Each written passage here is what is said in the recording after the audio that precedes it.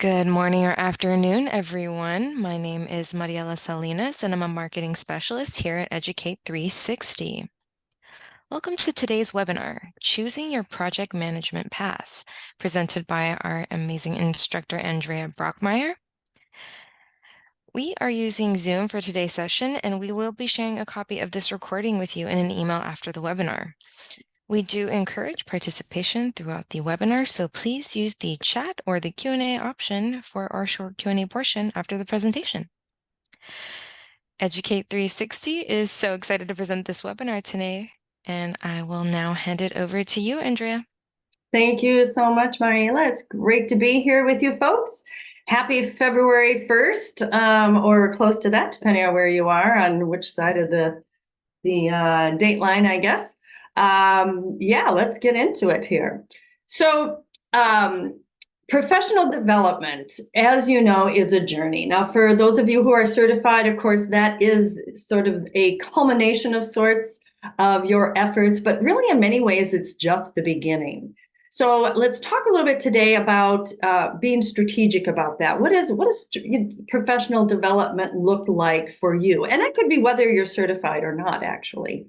In that, I think many of you are. Let's talk about earning PDUs. I do want to just demo a little bit about how to submit PDUs. That question has come up, and it occurs to me that sometimes it's helpful to just see it, and then have some time for Q&A at the end. So what is your, PDU earning or professional development effort look like? I think for many of us, it's very haphazard. I don't think that's a stretch to say that. We do a little of this, we do a little of that. We, figure out all the different ways we can earn things, and then just kind of throw our efforts, get them when we can. And there's actually nothing wrong with that. You get the PDUs that you need, or you get the things that you need, and you're kind of moving along and learning as you go. And that's an okay thing. But there is something to be said for taking a step back and thinking, okay, that's really valuable time that I'm spending doing those things. Am I getting the most out of that? Is that really benefiting me the most? Is it satisfying? In a way that it could be if I were a little more intentional and strategic about how I spent that time. And having a sort of a game plan and an objective can make it more interesting. If I think about, hey, what kind of a PM do I want to be? What kind of project professional do I see myself as? Or maybe if I'm not where exactly I want to be, how do I get to where I want to be? And that might make that time that I spent reading books, going to classes, attending lunch and learns, attending whatever, more interesting. Perhaps if it's more aligned, I'm more selective about how I do those things. Make it more easier to apply, perhaps. If those are things that I really want to be doing, I'm going to be more inclined to use them. Probably ramp up my skills a little faster if it appeals to me more and I'm able to, use those things. I think, too, it gives us a little more refined sense of our professional self. I'm not just a project professional, sort of lowercase generic, but, what kind of project professional am I? Or what kind of, how do I want people to see me? How do I see myself? And that impacts how others see me. Maybe perhaps make me more marketable, as I think about when I'm out there competing for everybody else who has a PMP, all 1.5 million of them, and other people who are looking for project management jobs. How do I make myself a little more niche and a little more appealing? Really enhance my influencing ability. I think, that I can step up, and as I develop more in a particular area, maybe weigh in a little more heavily, have my voice matter a little more. So just some of the benefits, I think, of being more strategic in our professional development approach. Now, what that looks like can be a lot of different things. We have put together some different ideas around project professional development in different categories, and some ways that they're really classified as PDU learning categories, which are professional development categories. The Agile Project Manager, the Strategic Project Manager, the Super Power Skilled PM, There are a couple of other things we have here, getting some PDU. This is really specific to PDU earning in the talent triangle, certification seekers, and then the change maker. Now these are, so I do want to focus on more these four here, the agile, strategic, power skills, and change maker. I mean, I'll mention these other two. These are examples. And you may come up with, you may think of something else. But just to give you a little taste of what does this mean? What might this look like? So let's say that Agile is all the rage. Maybe I'm around it. People talk about it. It appeals to me. It's a comfort zone. It's something I really want to see myself as. I want others to see me as. What might I do to really enhance my skills in that area, to refine, to kind of fill in, really make a substantive, presentation of myself as an Agile project manager. So, Agile, getting a good foundation in Agile, making sure we're, language and just the basics so that we are kind of able to meet everybody where they're at. Getting certified as an ACP. For those of you that are PMPs, the ACP is not as rigorous of an exam. That is a much lighter lift relative to the PMP. It is not specific to Scrum. It encompasses all of many Agile approaches, really Agile mindset. So that's a great certification, and to the extent that you run into instances where people are looking for that, a keyword search kind of thing, if you're in job transition, it never hurts. CSM and CSPO and ACSM, really great courses. Of course, those are Certified Scrum Master, Product Owner, Advanced Certified Scrum Master, courses that are taught by CSTs, Certified Scrum Trainers, and that is no small deal to become a certified Scrum trainer. So you get some really great exposure to folks that have fantastic experience. We have an amazing bench of Scrum trainers, CSTs that teach our courses. So, and very hands-on. It's just a great opportunity to play with different ideas and experiment with things. So that's always good stuff too. And, sure, there are letters after your name, but it's really grounds you real solidly in that Scrum environment. And then Agile business analysis. What happens in an Agile environment? What happens on a Scrum team? Business analysis. That is a lot of what the PO is doing, a lot of what those team members are doing. This is a really great course to do two things, actually. If I'm a PMP, Agile is a great thing to know for all the reasons that we just discussed, as is business analysis. So this is kind of a double dipping into something that really gives you some appeal as a professional, because when you get into an Agile environment, business analysis is what's going on. So, but that's just a thought of how you might put things together to kind of, move you along that particular professional development path. Now, strategic project manager, and the project manager, often PMs don't get brought in until, I think we have to acknowledge a lot of times, in fact, just talking with the client yesterday, a lot of times PMs don't get brought in until the project's already been initiated, right?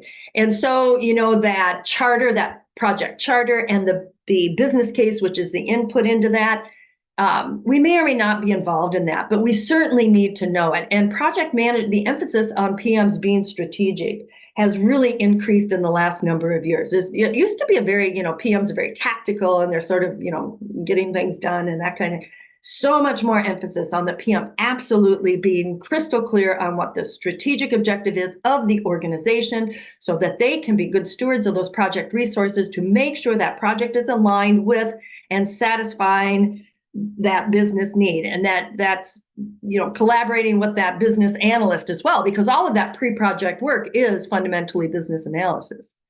So things like building better business cases, how great is that for a PM to understand what to look for in a business case? What do you see in your business? Do you see business cases? If not, that could help your project. That's something to think about.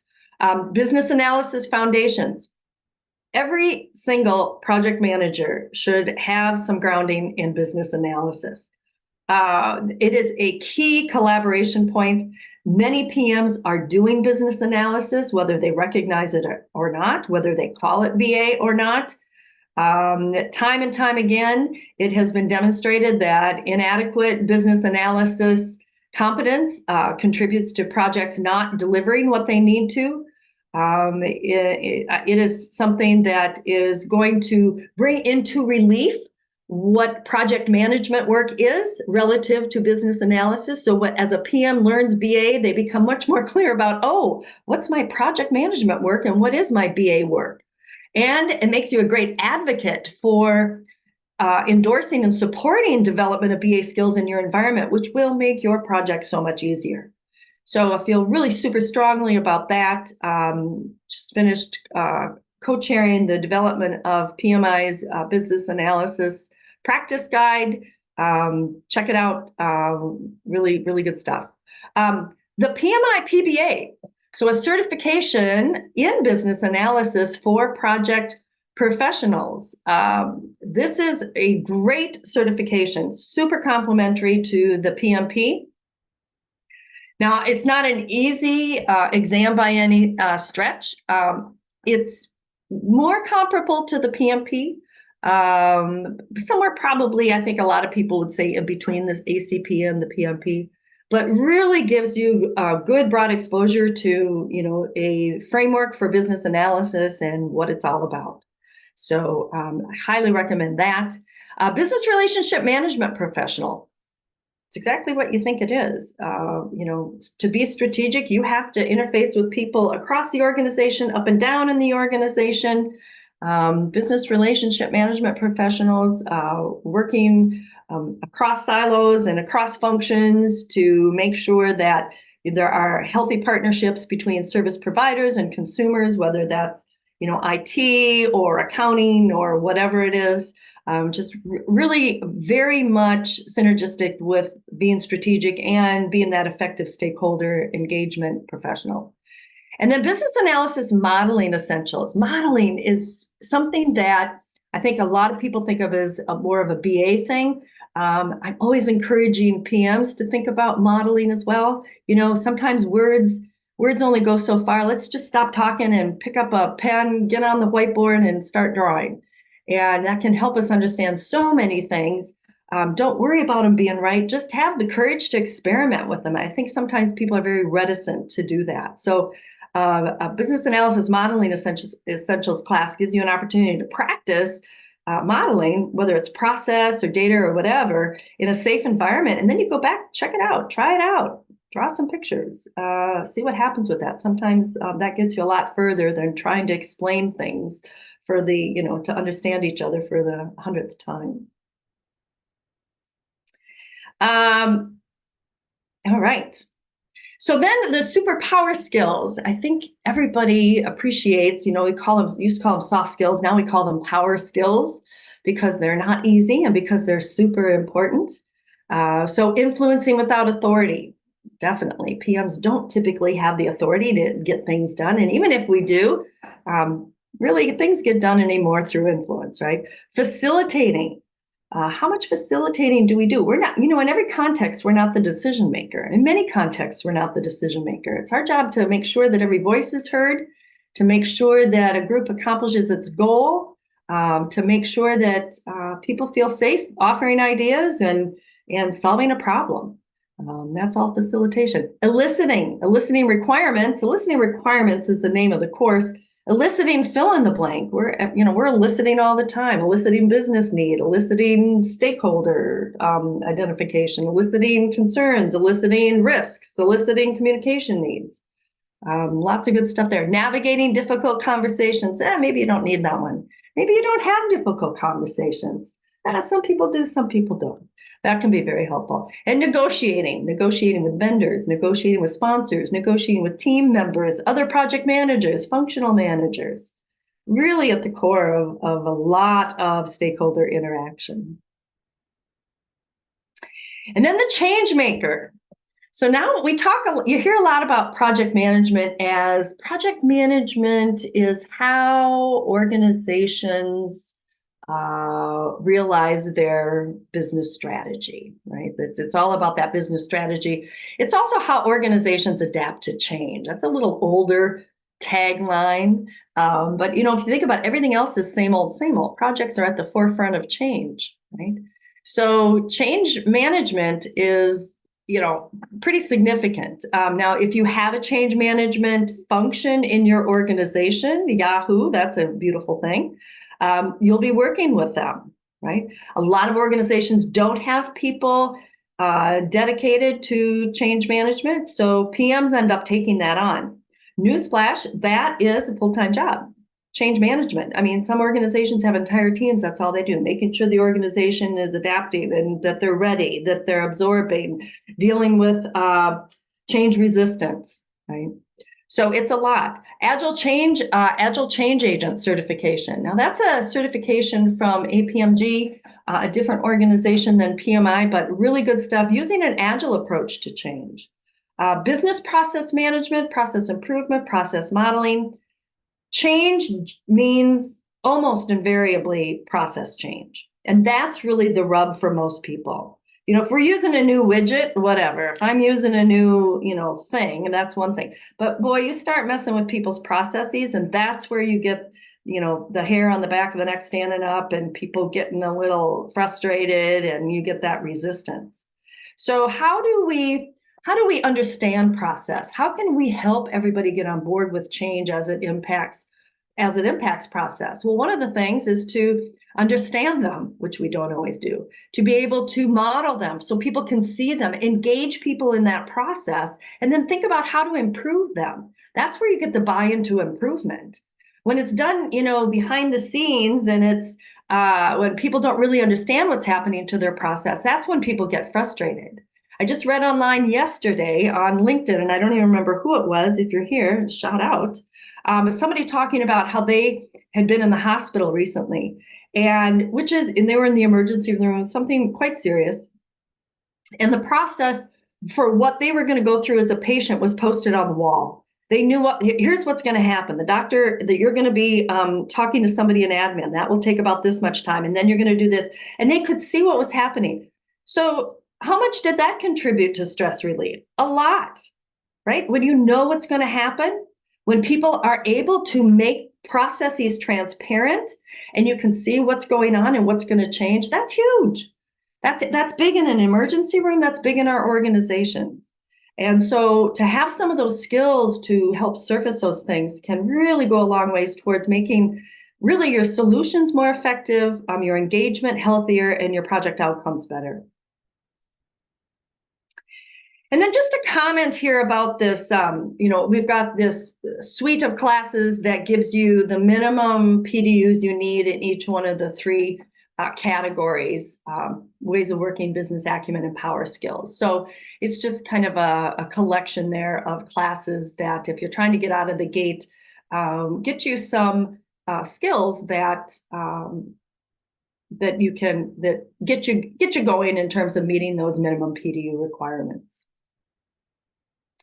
And then just, certification, Six Sigma certifications, business analysis certifications, risk management certifications. There are certainly lots of certifications out there. And, the certification itself, at the end, when you get the yay, you passed, and you get the certificate, and you get the letters after your name, that has value, of course. It's super satisfying. You get to put your digital badge on your LinkedIn profile and all those letters after your name and all of that.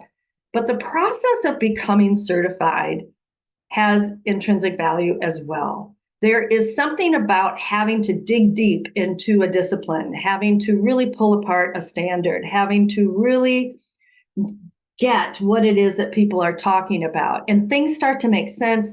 It's like starting to put the puzzle together, even though you've done it, even though you may be past, you have been working in that field for a long time. The process of certification just really makes you reconcile any disconnects, and you come out of it with so much more confidence. not just because you have the letters, but because you work to get them, right? People don't just award, certifications for filling out something at the back of a magazine. I mean, you have to work for it. And some you have to work super hard, some you don't have to work as hard, but that's valuable. So I think incorporating some kind of certification into your professional development path is really healthy. Other things that you can do to stretch yourself to grow and that are part of a good substantive professional development effort, in addition to taking classes and getting certified in things. Join a local chapter of, a business analysis group, of a project management institute chapter, business process groups, business architecture. There's all sorts of things. Check those out. Find groups on LinkedIn. There are groups online. Think about writing. Write a blog. There are lots of organizations, digital magazines that would love to get donations from people writing blogs. And you have to be open to probably being edited, maybe float ideas by past people, but there's lots of opportunities out for that. Teach people in your organization, or just facilitate a lunch and learn. Do something. Hey, bring lunch and let's talk for 45 minutes about how things are going for everybody on whatever it is that you're doing. Pick some particular area. Attend conferences. Offer to speak at conferences. It's nerve-wracking at first for most people, but the more you do it, the easier it gets. You'd be surprised how supportive people are. You will feel the love. I would say that's been my experience, at least. People really appreciate it. So don't hesitate to, raise your hand for some of those things that maybe seem kind of intimidating, but you will be welcomed. So let's do a poll real quick. Just having discussed that, what kind of professional development path do you see yourself on? And Mariela, are you gonna run that? Yeah, there we go. So you can pick more than one. And I put a couple of others there that we didn't talk about. Maybe IT project manager, data-driven project manager. So go ahead and just get some thoughts about that. Absolutely. And I'll give them about like 10 to 20 more seconds, but it looks like we're already getting a decent chunk of answers in. So go ahead and get those answers in if you can.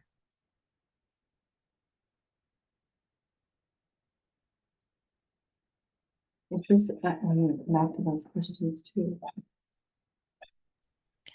All right, I'm going to go ahead and end the poll. Thank you so much. Oh, yeah, strategic project man. That's good. That's great. All of these are good. Yeah, maybe there's some we should have had There's probably others. Certification, you didn't have that on there. Yeah. Great. Look at a nice mix. Awesome. That's great, folks. And like I say, maybe there's something that you didn't, you haven't, that we haven't talked about. You can think of what is your own? I think the main thing is to be intentional and to be thoughtful and to be strategic about it. Great. Awesome. A couple of other things here, and then I just want to show you real quickly about reporting PDUs. So, Educate 360 is a great partner for your professional development. We'd love to partner with you if we haven't already. A couple of things to know: we make it so easy, not just to think about what your journey might look like, but getting those PDUs. All of the Project Management Academy courses earn pre-approved PDUs with credits automatically aligned to the PMI talent triangle. Many of our courses have claim codes for PMI. So you just put in a code, it automatically fills out the PDU claim sheet, making it super easy that way. All of our courses from any of the Educate 360 family brands provide certificates of completion that can be used as proof for PMI PDU credits if you get audited. So everything that we offer, so many options in the things that we offer, everything from cloud computing to, business analysis modeling to Six Sigma to influencing without authority. If there's something you need and we don't offer it, maybe you don't need it. There you go. How's that? All right. So I do want to just show very quickly how I'm going to, hopefully my link works here. Okay. So if you go to PMI, just because people have asked about this, they make it so easy to report PDUs. And the important thing to do is know that you need to be logged in. That's the important thing. So you can see up here that I'm logged in. Two different ways to report PDUs, well, at least two. Two I'm going to show you. You can either click on certifications and go down here to report PDUs.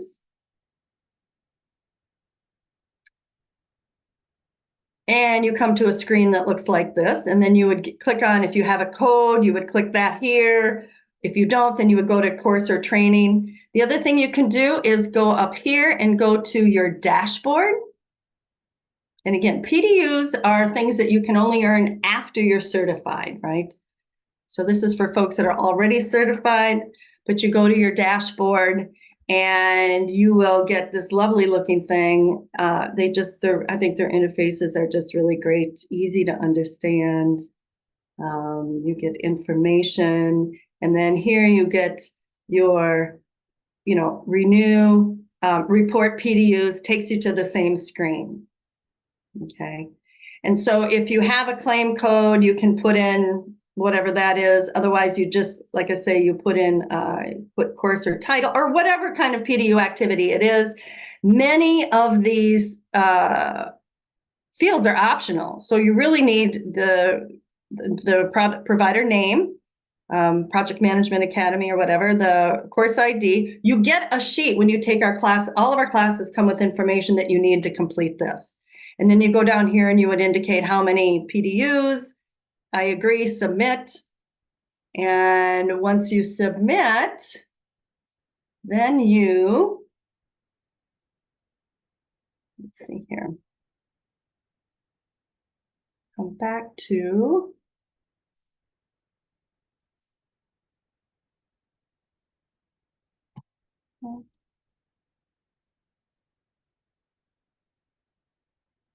okay.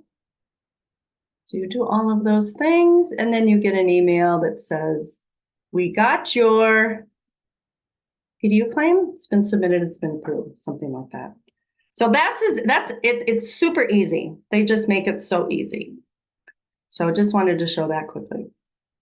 So go to our website. We've got an ebook, a free ebook that you can get on continuing your PMP journey, which includes much of the information that I've talked about here. And just some final tips. Don't wait until the end of your CCR cycle. I've seen people try to cram, getting 60 PDUs in 1 month or something like that. Don't do that. It's not very strategic for one thing. And it's just not a good way to grow yourself. If this is something you're committed to doing, be thoughtful about it. You owe it to yourself to take some time to be intentional. Log your hours as you go. That just makes it tons easier. Do different things, mix it up. Don't do just one thing. Really build yourself in different ways. Find a good partner. Educate 360 would love to be your partner, and develop a strategy. So here are some of the courses that are coming up that you might want to think about here. We'd love to see you in some of these. Do be aware that roses and chocolate, as I understand, are pretty 2023, folks. What's really big this year is professional development. So in a listening requirements class for maybe you and your partner, that's the way to go. Nothing says I love you like I want to know how to understand your needs. So. All right, and now questions. I'm going to go back and look at a couple of these. PDUs, Mariela, are we offering PDUs for this presentation? Absolutely. They are only registered as half a PDU, so it is a 0.5, but you most definitely can register. Almost all of our webinars can be classified under ways of working as just a little bit of a on-demand webinar for you guys.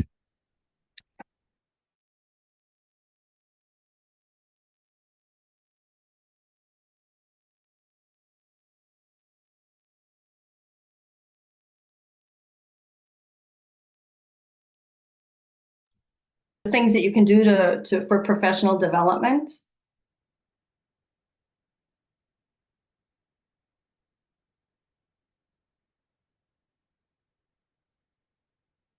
Okay, we'll come back to that one. I don't think anything I suggested was in any particular order. But I want to go to Maria's question real quick. It seems that every company asks for X years of experience, which I don't have. How can I stand up to get a job?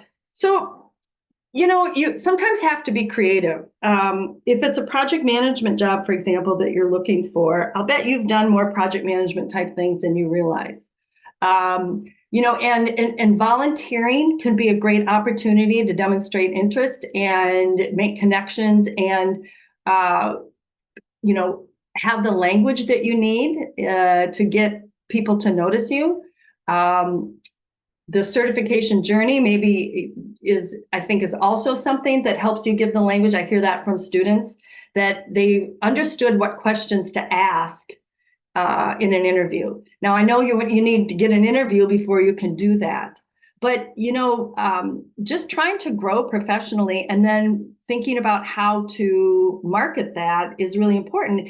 And experience in, say, for example, volunteering with a chapter. There are project management elements in doing that. They'd love to have you. There are things that you can be a part of planning. There are huge committees that plan conferences.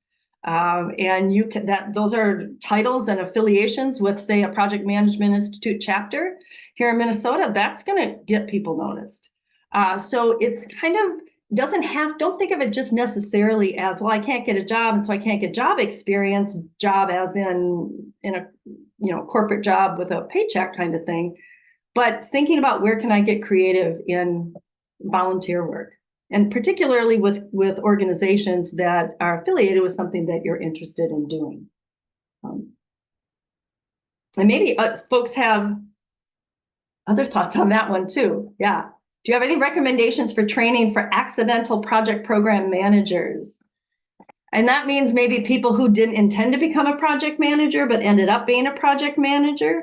I would say just good, you're still a project manager and you need to know the nuts and bolts. A good project management foundations workshop is going to give you some hands-on. It's fun. You're working with teams. See what you can do. Yeah, thank you so much. Okay, I got the pen. Dean, Ken, and I work on risk management. Yeah, great. That's awesome. Risk can be, that's a big thing. That's a big topic. Awesome. That's great. Think about the PMI certification app. So one of their fastest, if not the fastest, growing certification, the RMP. There are there are over 16,000. Is it 16,000 RMPs now? It's growing fast. And so that's something, meaning people are looking for it, right? So that's great. Good for you. Thanks, folks. Awesome, thank you for taking your time for being with us. Absolutely. And thank you so much, Andrea, for all the good information. This was awesome for our audience, for sure. I can tell based off feedback. And if anyone here in the audience needs any more info on this topic, again, please do not be afraid to visit us at projectmanagementacademy.com. We will also be following up with you with a recording of the webinar and with info on some of the links that were in this webinar. So if you missed out on a couple spots, don't worry, we got you in an email after the webinar. So be on the lookout. Thank you again, Andrea. Thank you. Bye, folks. Alrighty. All the best. Bye, everyone. Enjoy the rest of your day, and we'll see you soon, I'm sure. Bye.